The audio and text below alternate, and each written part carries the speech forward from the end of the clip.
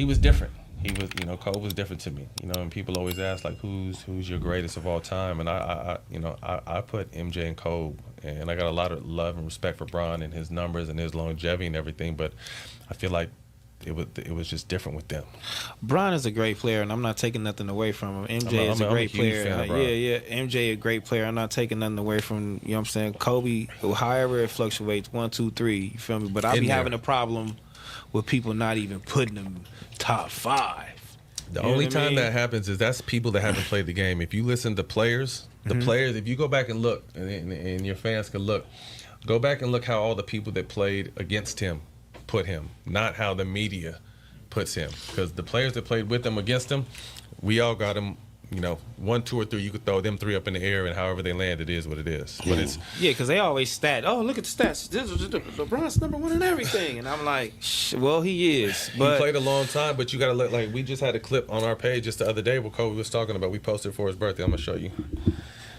It completely explains the whole situation. Like, Kobe didn't get a chance to get going for the first. Don't worry about it. We can bring it up right now. It's on your page. Yeah, it's play it. It's like the 4th one down. Kobe's on the front. Yep. It's on the valve. Yep.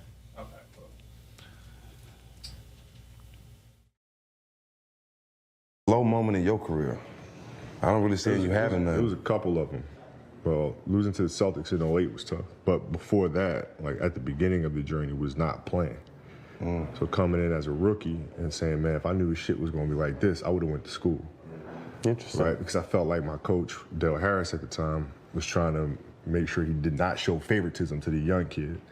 And as a result, he swung completely the opposite direction and doing things that weren't really fair. And, I mean, not playing. So like my first 2-3 years were brutal. Were nightmares. People don't know that. People don't know that. People don't know you went through that your first 3 years. No, it was tough. I mean, I sit around, I watch all my peers going out there playing 35, 37 minutes. AI, Ray Allen, they're all doing their thing. Sharif Abdul-Rahim, everybody's doing their thing. And I'm sitting here glued to the bench, getting really, really pissed off and ticked off, thinking I should have just gone to college. I mean, that was the hardest part. Yeah. What was that breakthrough when it was okay and that your number was called? Did someone get hurt? He finally just started trusting you? What was it? During the lockout season, when the season started, Rick Fox had plantar fasciitis in both feet. But he wanted to play somebody else in front of me, and that person got hurt. And so then he had no choice but to start me at small forward.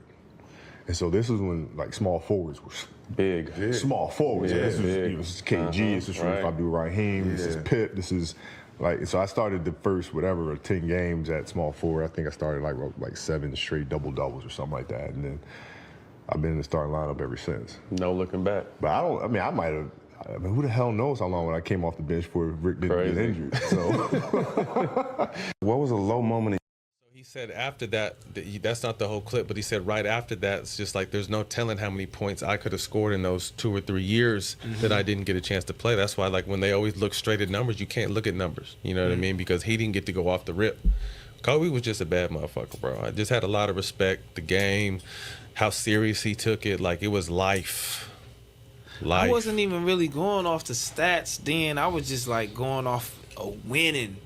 And you know what I mean? And just like in those crucial moments, those fourth quarter moments or those game 7s and those and how he came and he made that play.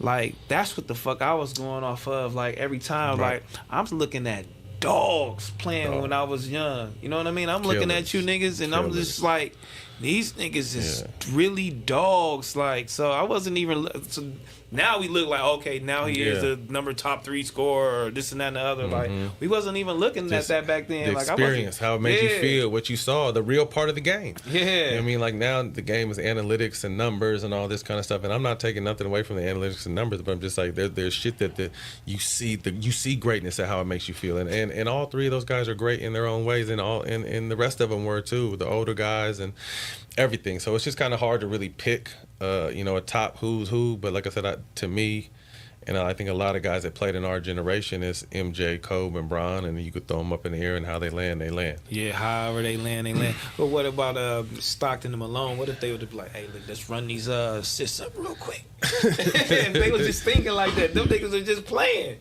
They ran that shit up, but nobody probably would have never touched that shit, man. No, they had a nice run.